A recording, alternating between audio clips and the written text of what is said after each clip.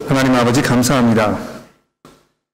저희를 교회를 불러 모아주셔서 이제 하나님의 말씀을 듣게 하셨으니 주의 성령께서 이 시간 저희의 마음과 생각을 주장하시고 인도하셔서 이 말씀을 들을 때에 저희들에게 새로운 깨달음이 있게 하시고 또 우리의 삶을 돌아보는 기회가 되게 하시며 우리의 삶을 주를 위해 살기로 다짐하는 그런 결단의 시간이 되도록 하나님 인도하여 주시기를 간절히 기도합니다. 예수 그리스도의 이름으로 기도합니다. 아멘. 서로 상반되는 것이 공존하는 것은 아주 불가능한 일입니다. 그렇지 않습니까? 가령 예를 들어서 이 공화제라는 것과 군주제라는 것은 공존하기가 어렵습니다. 공화제라는 건 뭘 말하는 것입니까? 이 권력을 여러 사람이 공유해서 결정을 함께 하는 제도, 이걸 말하는 것입니다. 반면에 이 군주제도라는 건 뭘 말하는 것입니까? 모든 권력이 한 사람에게 집중되어 있기 때문에 그 사람이 모든 것을 결정하는, 그래서 이 왕을 가지고 있는 나라를 이 군주국이라고 얘기하지 않습니까? 그래서 이 공화제도와 이 군주제도는 공존할 수가 없는 것입니다. 서로 상반되는 것이고, 또 다른 예를 들어본다면요, 이 유연함과 굳은 신념이라고 얘기할 수 있을 것 같습니다. 굳은 신념과 유연함. 신념이 굳은 사람들은 보통 그 고집불통인 경우가 허다하고 또 막무가내로 논리적 이성을 수용하지 않으려는 성향을 보이는 경우가 많습니다. 물론 이 굳은 신념을 가지고 있는 것이 강직함 또는 이 한 우물을 파는 외골수 인생, 이런 그 긍정적인 면을 분명히 가지고 있는 게 사실입니다만, 이 강직함과 고집불통 이 사이에는 아주 미묘하고 미세한 그런 차이만 존재한다는 것을 우리가 잘 알고 있습니다. 또 반면에 이 유연함이라는 것이 일반적으로 매우 그 긍정적인 미덕이면은 분명합니다만, 반면에 이 유연하다는 말은요, 아무런 원리와 원칙을 가지고 있지 않은 채 아주 철저하게 자기 중심적인 계산에 빠르고 능통한 이런 얌체 같은 사람이라고 이렇게 이해가 될 수도 있을 것입니다. 그래서 나는 이렇게 해도 좋고 저렇게 해도 좋고 내게만 해가 되지 않는다면 저는 그냥 다 좋습니다, 이렇게 이야기하는 것은 원칙이 없기 때문에 그런 경우가 아주 많다는 것이죠. 그래서 이 유연함 그리고 이 굳은 신념, 이런 것은 공존하기 아주 어려운 이 상반되는 가치인 것처럼 보이게 됩니다. 그런데 이 유연함이라는 것과 어떤 그 굳은 신념이라는 것이 일으키는 그 마찰, 이런 것이요, 이 교회에서 그리스도인들이 공동체로 사역을 공유할 때 아주 두드러지게 나타나는 것을 우리가 보게 되는 경우가 참 많습니다. 어떤 분들은 꼭 이렇게 해야 한다고, 이것이 우리 교회가 지금까지 지켜온 어떤 그 신념이고 우리의 방법이라고 이렇게 이야기하는가 하면, 또 다른 쪽에서는 그게 그렇지 않고 이것이 교회 성장을 위해서 좋은 일이라면 우리가 이런 거 다 바꿀 수 있다고 이야기하는데, 이런 그 두 진영의 이 아주 움직일 수 없는 그런 그 신념을 가지고 있는 분들이 서로 만나서 굉장한 이런 그 마찰을 불러일으키는 경우가 상당히 많은 것을 보게 됩니다. 제가 여러 번 말씀드렸습니다만, 처음 우리 2003년도에 이쪽 교회를 이제 우리가 왔을 때 굉장히 어려운 일들이 많았습니다. 특히 여기 오랫동안 교회를 다니셨던 그런 그 분들께서 우리가 오랫동안 이러이러한 방법으로 이렇게 교회를 운영해 왔기 때문에 항상 우리는 그렇게 하는 것이 맞다. 그런 상황에서 이 결과가 나타나지 아니하고 또 교회가 복음 선포하는 일에 방해가 되고 이런 것이 보였을 때 과연 우리가 어떻게 이것을 잘 수용하고 변화시키고 또 서로 공존할 수 있도록 우리가 이끌어갈 것인가, 이 굉장히 중요한 그런 문제라는 것입니다. 자, 그것을 우리 바탕으로 해서 이제 우리 오늘 본문 말씀인 사도행전 21장의 말씀으로 넘어가 보도록 그렇게 하겠습니다. 어떤 면에서 이 21장은 이 두 부분으로 나누어져 있는데요. 전반부는 예루살렘을 향해서 올라가려는 이 바울의 어떤 그 의지 이런 것을 우리가 볼 수 있고, 후반부에는 예루살렘에 올라가서 사도 바울이 이제 어떻게 했는지에 대한 그런 설명이 담겨 있습니다. 그래서 두 분으로 나눠 있는데 우리 이것을 차례대로 한번 살펴보도록 이렇게 하겠습니다.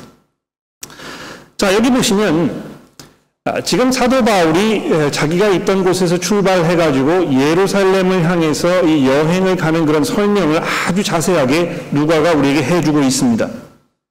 이미 여러분 아시겠지만 이 사도행전 19장 21절, 사도행전 19장 21절에 보면 사도 바울이 예루살렘에 이제 올라가기로 작정을 했다, 마음에 굳은 결심을 했다, 이렇게 성경에 설명을 하고 있습니다.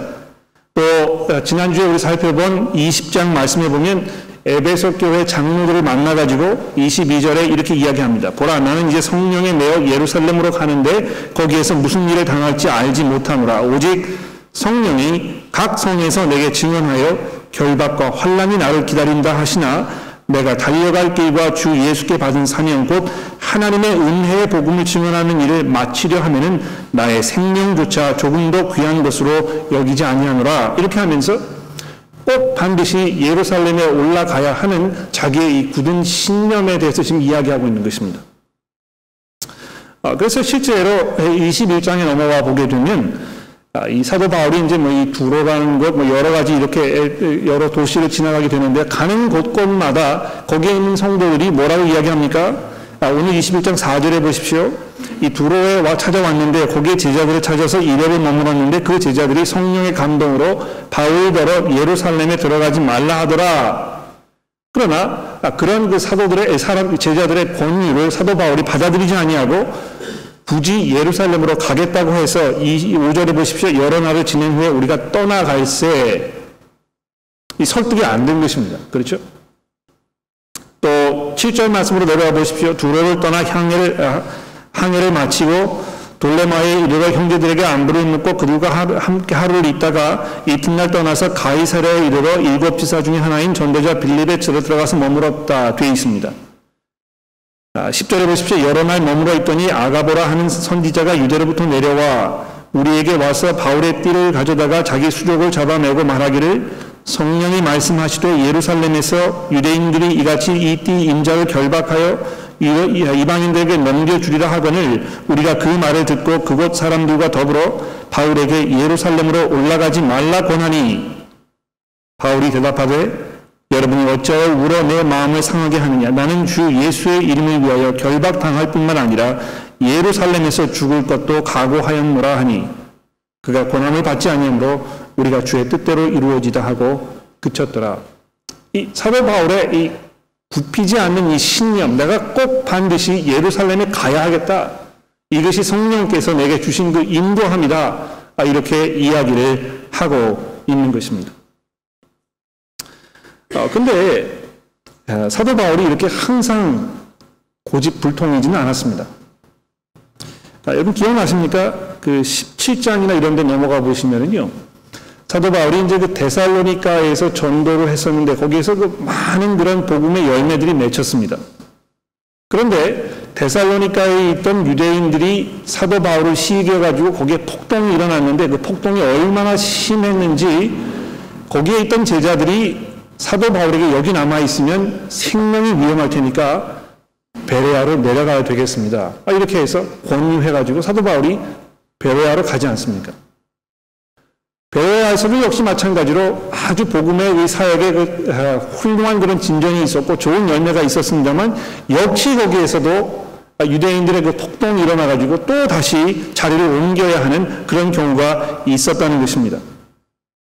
또 우리가 그 2주 전에 살펴본 이 19장에 보시면 에베소에 갔을 때에 거기에서 이제 복음을 증거했었는데요. 거기에서 말할 수 없는 그런 그 큰 폭동이 일어나가지고 사도 바울의 생명이 위험하게 된 그런 상황이 벌어지지 않았습니까? 그런데 거기에 이 붙잡혀 있던 그 상황 속에서 사도 바울이 자기를 변론하려고 사람들 앞에 나가려고 하니까 제자들이 뭐라고 얘기했습니까? 19장 30절에 보면 바울이 백성들 가운데로 들어가고자 하나 이 폭동을 일으킨 사람들 가운데 들어가서 자기 상황을 설명하려고 했지만 제자들이 말리고 이렇게 되어 있습니다. 그래서 사도 바울이 무조건 자기의 고집만 고집하고 막무가내로 사람들 의견을 다 무시한 그런 사람은 아니었다는 것입니다. 그러나 특히 예루살렘에 가야 하는 이 목적에 있어서만은 사도 바울이 자기의 신념을 굽히지 않은 것을 볼 수 있습니다. 왜 그런 것입니까? 왜 예루살렘에 가는 것이 그토록 바울에게 중요했던 것입니까?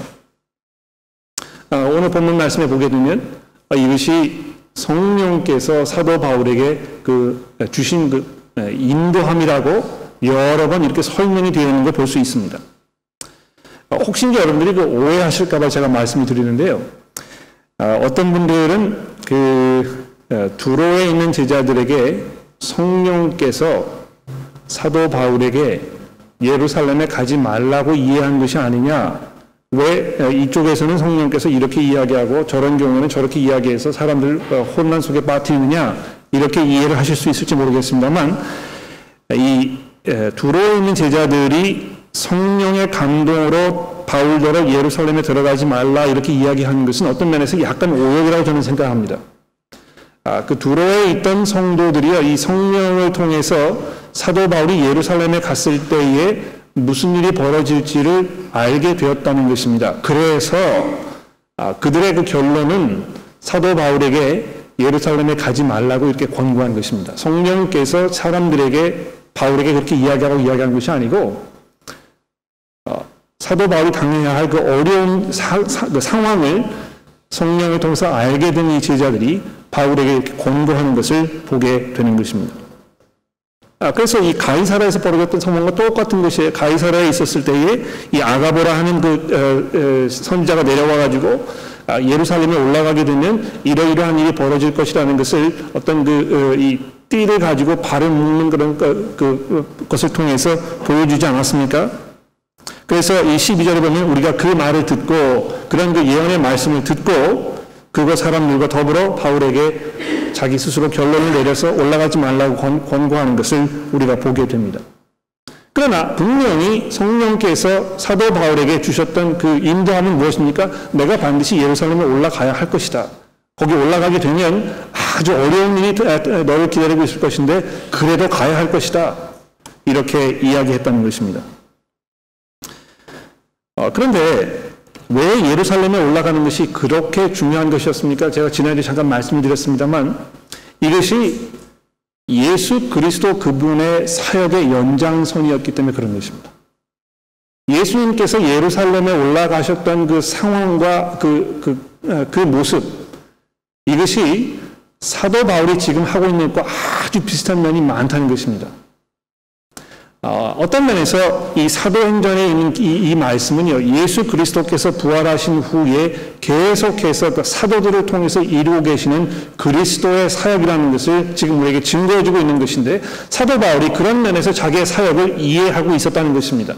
아주 특별한, 하나님께로부터 아주 특별한 사명을 부여받았던 그런 아주 특별한 사도였기 때문에 사도 바울이 예루살렘으로 올라갈 수밖에 없었다는 것입니다. 자, 그런데 우리가 여기서 결론을 내릴 수 있는 건 무엇입니까? 사도 바울에게는 정말 중요한 한 가지 원칙이 있었습니다. 그 원칙이 무엇입니까? 13절에 보십시오. 바울이 대답하여 여러분이 어찌하여 울어 내 마음을 상하게 하느냐? 나는 주 예수의 이름을 위하여 결박당할 뿐 아니라 예루살렘에서 죽을 것도 각오하였노라. 내가 주 예수의 이름을 위하여 결박당할 뿐만 아니라 예루살렘에서 죽을 것도 내가 각오했노라. 사도 바울에게 중요한 것은 오직 한 가지였습니다. 예수 그리스도 그분의 복음이었던 것입니다. 그분의 이름을 증거하는 것이, 하나님께서 예수 그리스도를 통해서 이 땅에 이루시고자 했던 그것을 사람들에게 증거하는 것, 이것이 사도 바울이 가지고 있던 유일한 삶의 원리와 원칙이었습니다. 내가 그것을 위해서라면 나는 무슨 일도 할 수 있다. 내가 어떤 그 대가를 치르더라도 나는 그 준비가 되어 있다. 이렇게 이야기했던 것입니다. 자, 그런데 이 복음에 대한 사도 바울의 이러한 그 헌신, 그 굳은 신념, 이런 것이요, 예루살렘에 올라가서 벌어졌던 상황 속에 그대로 드러나는 것을 우리가 볼 수 있습니다. 여러분 15절로 넘어가 보십시오. 자, 이제 여행을 쭉 해가지고요, 예루살렘에 도착하지 않았습니까? 근데 예루살렘에 도착했을 때 어떤 일이 벌어졌습니까? 한번 볼까요? 여러 날 후에 여장을 꾸려 예루살렘으로 올라갈새 가이사랴 및 제자가 함께 가며 오랜 제자 구브로 사람 나손을 데리고 가니 이는 우리가 그의 집에 머물려 함이라.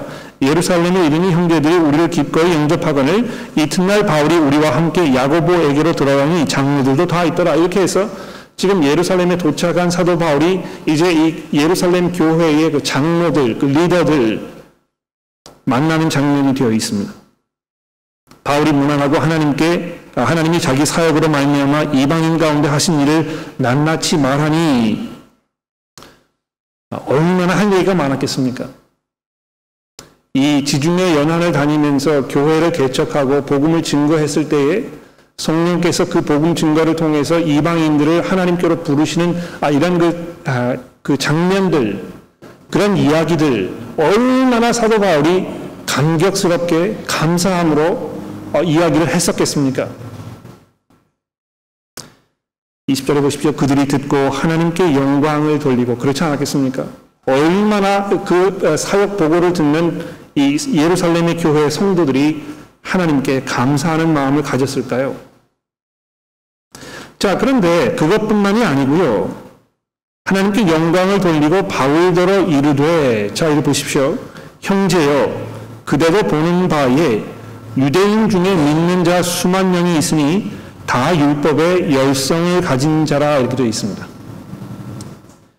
이방인 사람들만 예수를 영접한 것이 아니고요.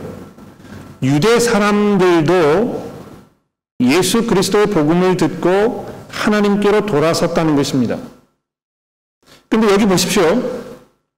그리스도께 돌아섰던 이 이방 사람들 중에는요, 율법의 열성적인 사람들이 계속 있었다는 것입니다. 근데 여러분 보십시오. 사도 바울이 율법의 열성적인 사람이었습니까? 네. 잘 한번 생각해 보십시오. 사도 바울이 율법의 열성적이었습니까? 그리스도인으로서 율법의 열성적이었습니까? 아니었을까요? 이게 아주 중요한 질문입니다. 어떻게 되었습니까? 여러분 기억나십니까? 15장에 보시게 되면은요, 거기 어떤 사건이 벌어지고 있느냐 하면, 사도 바울이 복음 사역을 하고 있을 때에 예루살렘부터 유대인들이 내려와 가지고 무슨 이야기를 했습니까? 너희들이 할례를 받지 아니하면 구원을 받을 수 없다. 이렇게 이방 사람들에게 이야기한 것입니다. 너희가 할례를 받지 아니하면 구원을 받을 수가 없다. 그래서 이 율법 지키는 문제를요, 이 구원받는 것과 아주 밀접하게 연관지어가지고 지금 주장하고 있는 것입니다. 그런 그 일이 벌어졌을 때 사도 바울이 어떻게 했습니까? 가만히 있지 아니하고 일어나서 그것이 그렇지 않다고 아주 분명하게 사도 바울이 그들과 이 논쟁을 벌이는 장면을 우리가 볼 수 있는데, 그런 논쟁으로 인해서 이 이방인 교회가 예루살렘에 그 사절단을 파견하지 않습니까? 그래서 예루살렘에 올라가가지고 그 문제를 가지고 얼마나 심각하게 이 문제를 논의했었는지 모릅니다. 사도 바울이 그런 면에서 뒤로 물러서지 않은 것입니다. 왜 그렇습니까? 이것이 복음에 관련된 진리의 문제이기 때문에 그런 것입니다. 우리가 믿는 바는 무엇입니까? 예수 그리스도 그분의 죽으심과 그 부활을 통해서 우리가 그분께 돌아서서 회개하고 그분의 구주로 영접할 때 거기 분명한 구원이 있는 것입니다. 그런데 거기에 덧붙여서 그것에 추가해서 우리가 교회를 열심히 다녀야 하고 헌금을 열심히 해야 하고 열심히 해야 계속 갖다 붙이게 되면 그것은 복음과 위배되는 것이라는 것입니다. 우리의 힘으로, 우리의 수고로 우리가 구원을 이루는 것이 아니고 쟁취하는 것이 아니고 이것이 전적으로 하나님의 은혜 가운데에서 받을 자격이 없는 사람들에게 주시는 하나님의 은혜라는 것을 우리가 기억하는 것이 얼마나 중요한지 사도 바울이 거기에 목숨을 건 것입니다. 내가 이 복음을 지키고 이 복음을 선포하는 일에는 내가 타협하지 않을 것이다. 그래서 이 베드로가 갈라디아 교회에 왔을 때에 이방 사람들과 이 교제를 잘 하고 있었는데 예루살렘에 내려온 어떤 그 유대인들이 거기 오니까 거기에서 슬금슬금 물러서는 이런 모습을 보자 사도 바울이 어떻게 했습니까? 이 베드로를 아주 심하게 꾸짖는 그런 장면이 나타나고 있지 않습니까? 복음이 타협될 때, 복음이 변질될 때, 복음의 내용이 점점 희석되어 가는 상황을 봤을 때 물러서지 않는 것입니다. 이것은 바울의 굳은 신념이었고 그의 굳은 의지였고 타협할 수 없는 그의 믿음이었던 것입니다. 자, 그런데 여기 보십시오. 예루살렘에 있던 유대 지도자들이, 이 교회의 지도자들이 20절에 보시게 되면 형제야 그도 보는 바에 유대인 중에 믿는 자가 수만 명이 있으니 다 율법의 열성을 가진 자라 내가 이방에 있는 모든 유대인들을 가르치되 모세를 배반하고 아들들에게 할례를 행하지 말고 습관을 지키지 말란다 함을 그들이 들었도다. 이 유대 그리스도인들이 지금 굉장히 마음이 언짢아 있는 상태에 있는 것입니다. 이 중요한 어떤 그 유대의 전통 이런 것들을 무시하는 그런 그 메시지를 사도 바울이 전한다는 이야기를 전해 듣고 굉장히 마음에 이제 업셋이 된 것입니다. 물론 사도 바울이 그렇게 이야기하지 않았습니다만 이야기가 잘못 와전돼서 유대 사람들이 그걸 전해 들은 것이죠. 그랬을 때 22절에 보십시오. 그러면 어찌할꼬 그들이 필연 그대가 온 것을 들으리니 우리가 말하는 이대로 하라. 서원한 네 사람이 우리에게 있으니 그들을 함께 데리고 결례를 행하고 그들 위하여 비용을 내어 머리를 깎게 하라. 그러면 모든 사람들이 그대에게 대하 들은 것이 사실이 아니고 그대도 율법을 지켜 행하는 줄을 알 것이라. 여기 보십시오. 사도 바울이요 유대 사람이었기 때문에 자기도 율법을 지킨 것입니다. 또 이 예루살렘에 있던 교회 성도들이요 이 사도 바울에게 당신이 율법을 지키는 사람이라는 걸 우리가 알고 있습니다. 그냥 무시하고 이것을 쓸모없는 것으로 그냥 내팽개치는 사람이 아니라는 걸 우리가 알고 있습니다.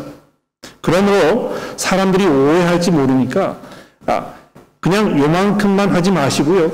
이만큼 해가지고 당신에 대한 어떤 그 의혹, 불필요한 오해 이런 거를 그냥 한 번에 잠식시켜 버리십시오. 이렇게 권한 것입니다. 자, 여기 보게 되면요. 사도 바울이 이 율법에 대해서 어떤 생각을 가지고 있었는지 우리가 분명히 알게 됩니다. 어떤 생각을 가지고 있었습니까? 복음에 대해서 아주 분명했기 때문에요.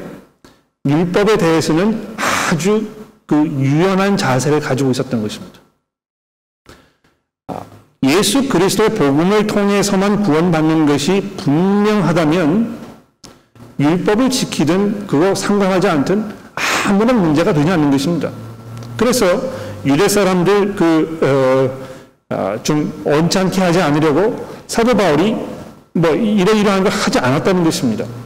율법을 지키는 모습을 그들에게 보여줌으로 인해서 유대인들도 복음을 들을 수 있도록 자기의 그 권리와 이런 것들을 다 내려놓고 포기하는 그런 모습을 사도 바울이 보여주고 있는 것입니다. 그래서 뭐라고 이야기했습니까? 내가 유대인에게는 유대인처럼, 내가 이방인에게는 이방인처럼, 내가 자유인에게는 자유인처럼, 율법 아래 있는 사람에게는 율법 아래 있는 사람처럼 내가 모든 사람들에게 모든 것이 될 수 있다.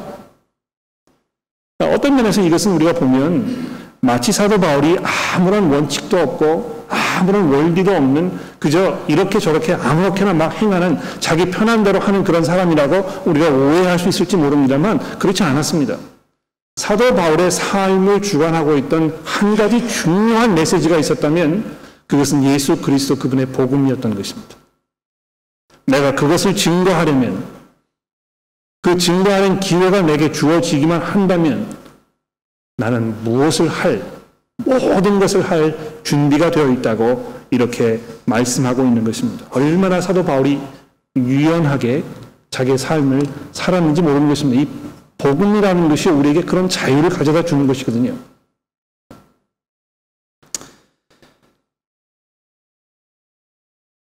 우리가 이 말씀을 들으면서 우선 우리 스스로에게 던져야 할 아주 중요한 질문 한 가지가 있다고 생각합니다.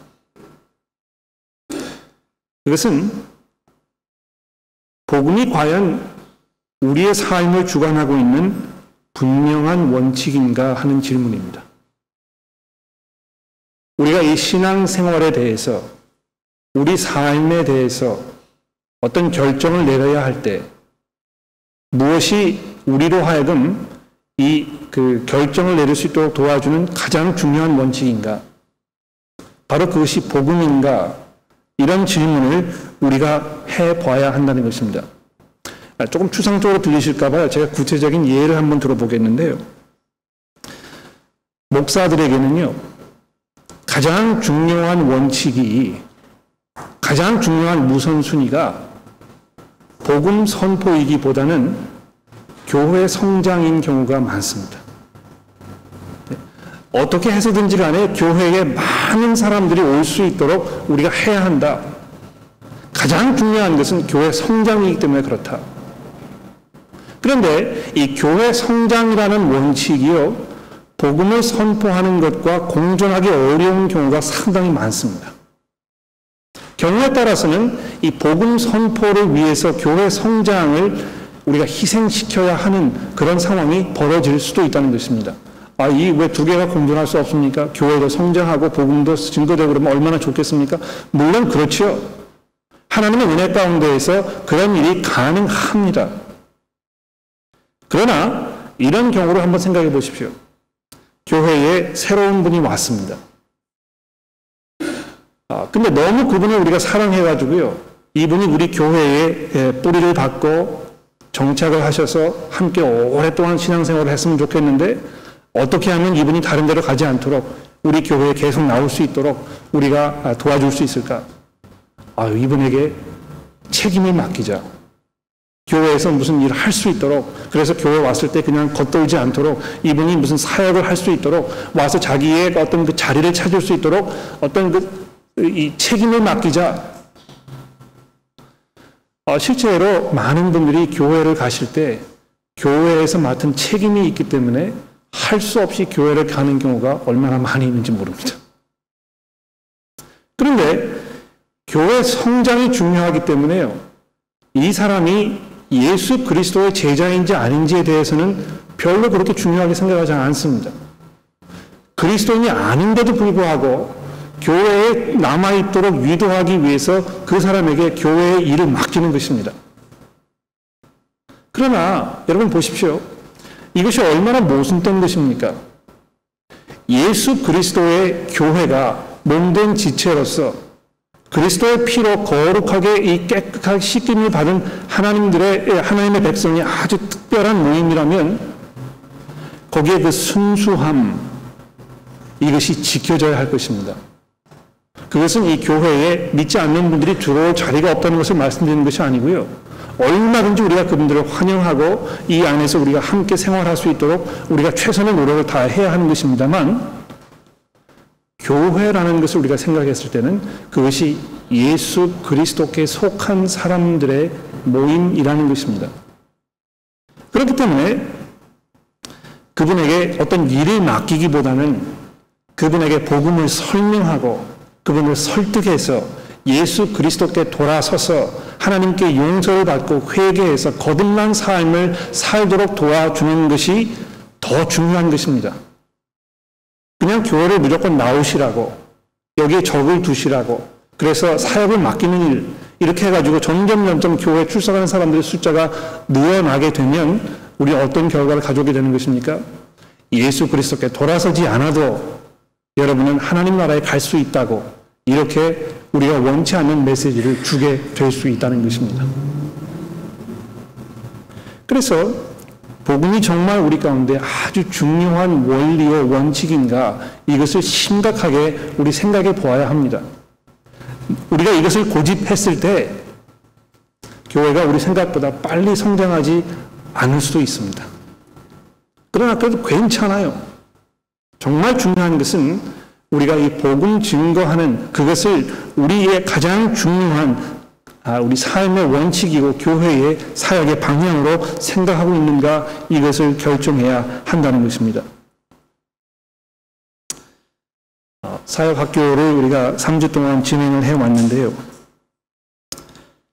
많은 분들이 저에게 우리 문화, 이 한국 사람들이 가지고 있는 문화에 아주 깊이 뿌리 박혀 있는 치명적인 약점 한 가지, 이것을 여러 번 저에게 말씀하셨습니다. 우리가 한국 문화에 젖어 있는 사람들이기 때문에 교회에 왔을 때 우리의 사역을 방해하는 가장 그 심각한 취약점 한 가지가 있다면 뭔지 아십니까? 세대 간의 거리감입니다. 네, 세대 간의 거리감. 이것이 우리 한국 문화에 오랫동안 내려온 관습이요, 우리의 전통입니다. 이건 어떤 그 유교적인 그 요소가 분명히 담겨 있겠지요. 장유, 유서 이렇게 해가지고 나이 드신 분들이 계시고 아래 있는 사람들은 감히 나이 드신 분들에게 다가가기 어렵고 이렇게 되는 것입니다. 물론 거기에 아주 좋은 일이 있습니다만 동시에 우리가 원치 않게 그러한 사고방식이 세대 간의 불필요한 거리감을 자꾸 만들고 있다는 것입니다. 실제로 우리 교회에 있는 많은 젊은분들이 그렇게 이야기합니다. 나이 드신 분들에게 우리가 먼저 다가가서 이야기하고 뭐 이 신앙의 문제에 대해서 이야기하는 것, 이게 거의 불가능하게 느껴집니다. 나이 드신 분들도 그렇게 이야기합니다. 이 채통에 있는데요. 젊은 사람에게 가서 이렇게 이야기하고 그러면 좀 창피하지 않습니까? 우리 한국 문화에 그렇게 하지 않죠. 그래서 그냥 이런 세대 간의 어떤 그 깊은 거리감이 그냥 계속 교회에 남아있는 것입니다. 그러나 어떤 면에서 이것은 습관과 관습으로 인해서 우리의 삶 속에 깊이 자리하고 있는 어떤 그 불필요한 고집일 뿐입니다. 예수 그리스도의 복음이 여러분의 삶에 들어와서 우리의 그 속사람을 변화시키게 되면 얼마든지 우리가 그런 면에서 변화될 수 있습니다. 실제로 이 복음의 원칙에 입각해서 삶을 살고 계시는 성도 여러분들, 제가 보게 되면 그러한 것들이 아무런 문제가 되지 않는 경우를 얼마나 많이 보는지 모릅니다. 정말 중요한 것은 이 복음이라는 것을 위해서 내가 얼마만큼 유연하게 이 삶을 살아갈 수 있는가, 이 문제를 우리가 심각하게 생각해 봐야 할 것입니다. 그러나 너무너무 유연한 것이 중요하기 때문에 복음이라는 원칙을 우리가 포기하면 그러면 안 되겠습니다. 중요한 것은 교회가 성장하는 것이 아니고 복음이 성장하는 것이기 때문에 그런 것입니다. 자, 제가 준비한 거 다 말씀을 드렸는데요. 이렇게 한번 해보도록 하겠습니다. 여러분, 잠시 설교를 들으신 후에 새로 어떤 깨달음이 있으셨거나 또는 삶의 도전이 되셨거나 또 우리가 다시 한번 생각해 봐야 할 것들이 혹시 없는지, 여러분 주보를 가지고 계시니까 주보 빈칸에다가 한 가지만 적어 보십시오. 감사하는 일이 될 수도 있겠고, 우리가 이거 회개해야 되겠다고 생각되는 게 있을 수도 있겠고, 또는 정말 이게 내게 큰 도전이 됐다 하는 부분이 있을 수도 있겠습니다. 한 가지만 적어 보십시오.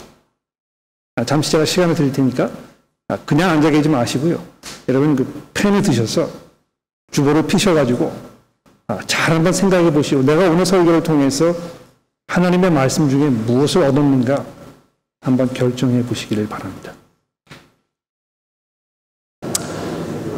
네, 됐습니다. 많은 이야기를 하고 계신 것 같은데요.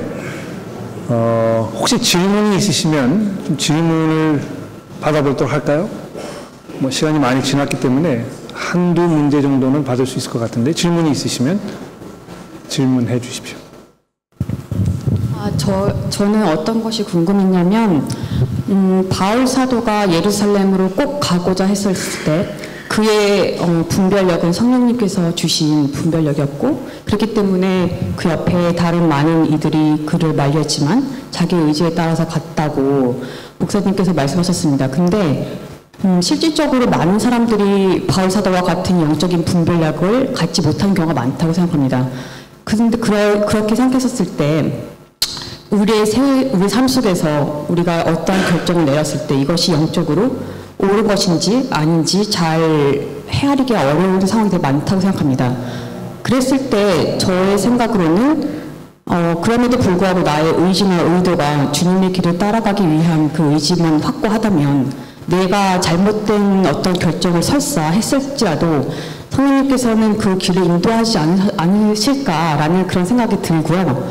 그렇기 때문에 사울 바도가 만일 그의 분별력이 행하나 주님이 생각하시는 어떤 길과 어긋났다고 할지언정 주님께서는 그가 옳은 길로 갈 수 있게끔 그 안에서 역사하시지 않았었을까라는 생각이 듭니다. 네, 훌륭한 질문이라고 생각을 합니다. 이 하나님의 인도를 받는 문제가 굉장히 중요하고 우리 삶에 직접적인 연관이 있는 것이기 때문에 여러분 잘 한번 들어보십시오. 성령께서 우리 성도들을 인도하시는 것이 맞습니다. 우리로 하여금 어디로 인도하는가 하는 문제를 우리가 생각해 봐야 되겠는데요. 성령께서 우리를 인도하실 때 어디로 인도하시겠습니까? 아주 분명한 목적지가 있는 것이거든요. 그 목적지는 어디입니까? 예수 그리스도입니다. 성령께서 인도하시는 그 곳은요, 예수 그리스도께 여러분이 돌아서도록 인도하시는 것입니다. 그러므로 무슨 결정을 여러분이 그 성령의 인도를 받아서 내렸다고 말씀을 하시든지 간에 그것이 여러분으로 하여금 그리스도께로부터 멀어지게 하는 결정이라면 그것은 분명히 성령의 인도를 받은 결정이 아니고 여러분의 마음대로 내린 결정임이 분명합니다. 이 많은 경우에는 자기가 내린 결정을 자기 마음속에 원하는 것을 성령께서 그렇게 하라고 허락해 주시기를 바라는 경우가 많습니다. 정말 하나님께서 내게 뭘 하기를 원하시는가를 생각하기보다는 이미 마음속에 하기 원하는 게 정해져 있어요. 그리고 그거 해도 괜찮다고 하나님의 허락을 받기를 원한다는 것입니다. 그러나 예수 그리스도께서 그렇게 하지 않으셨습니다. 그렇죠? 아버지여 내 뜻대로 마옵시고 아버지의 뜻대로 되기를 원하나이다. 우리가 정말 그러한 마음을 가지고 있는지 우리가 깊이 한번 생각해 봐야 될 것입니다. 그래서 오늘 이 사도 바울도 뭐라고 얘기했습니까? 사도 바울이 그 가이사랴에서 예루살렘으로 올라가려고 그렇게 굳은 신념을 굽히지 않았을 때 그것을 들었던 이 가이사랴에 있던 성도들이 뭐라고 얘기했습니까? 그가 권함을 받지 않으므로 14절에 우리가 주의 뜻대로 이루어지다 하고 그냥 그만두었다는 것입니다. 그래서 어떤 그 하나님의 인도를 받을 때 정말 중요한 것은 하나님 제가 이렇게 하기를 원하는데요. 이것이 하나님의 뜻이 아니면 저 그렇게 하지 않을 준비가 되어 있습니다. 이렇게 마음을 갖는 것이 굉장히 중요한 것 같습니다. 대부분의 경우에 성령의 인도를 받았다고 말씀하시는 분들의 이야기를 들어보면 항상 더 좋은 집, 더 좋은 차, 더 좋은 직장, 뭐 이런 것을 갖도록 성령께서 인도하신다고 생각해요.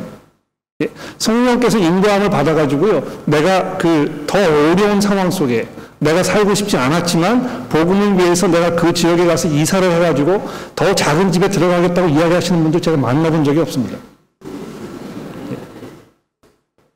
성령께서 여러분과 저로 하여금 항상 그렇게 편하고 좀 더 개선된 상황으로 가는 삶을 원하실까요? 그렇지 않습니다, 여러분. 우리가 정말 그리스도의 복음을 위해서 살기로 작정한다면 분명히 성령께서 여러분과 저에게 때로는 우리가 내리기 어려운 결정을 요구하실 때도 있을 것입니다. 세 번째로 하나님의 인도를 받을 때 우리가 이제 굉장히 불안해하는 것은 내가 혹시 잘못된 결정을 내리면 어떻게 할까? 거기에 대한 얼마나 엄청난 대가를 치러야 할까 이런 염려를 이제 많이 하십니다. 실제로 우리가 그 모든 것을 알고 있는 사람들이 아니기 때문에요. 우리가 하나님이 아니기 때문에, 그리고 무엇보다도 우리가 죄인이기 때문에 우리가 때때로 하나님 원하지 않는 결정을 내릴 수도 있습니다. 그러나 여러분과 제가 믿는 바는 무엇입니까? 우리 하나님께서는 모든 것을 통해서 선을 이루시는 하나님이라고 성경이 증거하고 있지 않습니까? 로마서 8장에 보십시오. 우리 하나님께서는 우리 삶 속에 일어나는 모든 일들을 통해서 하나님의 뜻을 이루실 수 있는 분이라는 것입니다. 근데 그 말은요, 그러므로 우리가 그냥 뭐 아무런 그 염려나 걱정 없이 그냥 우리가 마음대로 원하는 대로 다 하기만 하면 하나님이 알아서 해결해 줄 것이라고 이렇게 이야기하는 것이 아닙니다. 그렇죠? 우리는 예수 그리스도의 제자로서 그리스도께 순종하는 삶을 살기로 작정한 사람들이므로 여러분과 제가 우리 삶 속에서 내려놓은 결정을 내려야 할 때 이것이 과연 예수 그리스도의 주 되심을 내가 인정하는 그런 결정인가, 이 문제를 우리가 생각해 봐야 될 것이고요.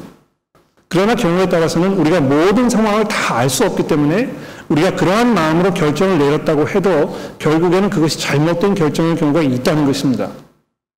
그러나 그런 결정이 벌어졌을 상황이라도 우리가 한 가지 분명히 알 수 있는 것은 그런 경우를 통해서도 하나님께서는 자기의 원하시는 것을 이루실 수 있는 분이라는 것입니다. 그것이 이 하나님의 주권적인 인도함이거든요. 그러므로 성경을 잘 들여다보십시오. 이러한 상황에 대해서 성경이 뭐라고 이야기하고 있는지 우리가 깊이 생각해보고 목회자와 얘기해보고 주변에 있는 다른 성도들과 함께 고민해보고 기도하고 이런 거 굉장히 중요합니다. 두 번째로 우리의 마음을 들여다보십시오. 정말 이것이 복음을 위한 결정인가? 이것이 나로 하여금 점점 더 그리스도를 섬기고 그분께 가까이 가도록 인도하는 결정인가? 여러분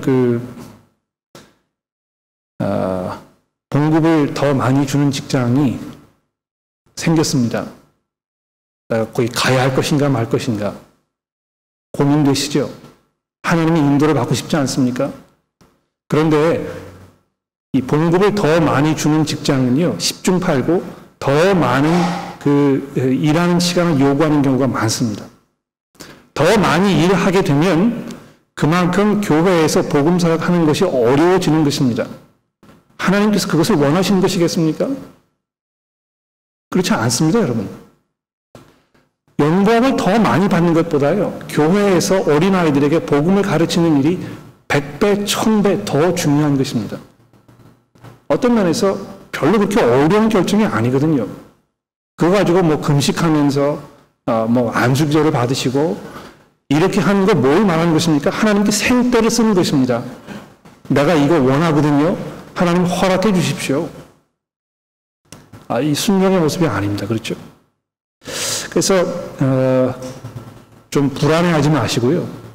하나님의 그 말씀에 순종하려는 마음을 가지고 좋은 결정을, 최선의 결정을 내리시면 하나님께서 하나님의 뜻대로 우리를 분명히 잘 인도하실 거라고 생각합니다. 기도하겠습니다.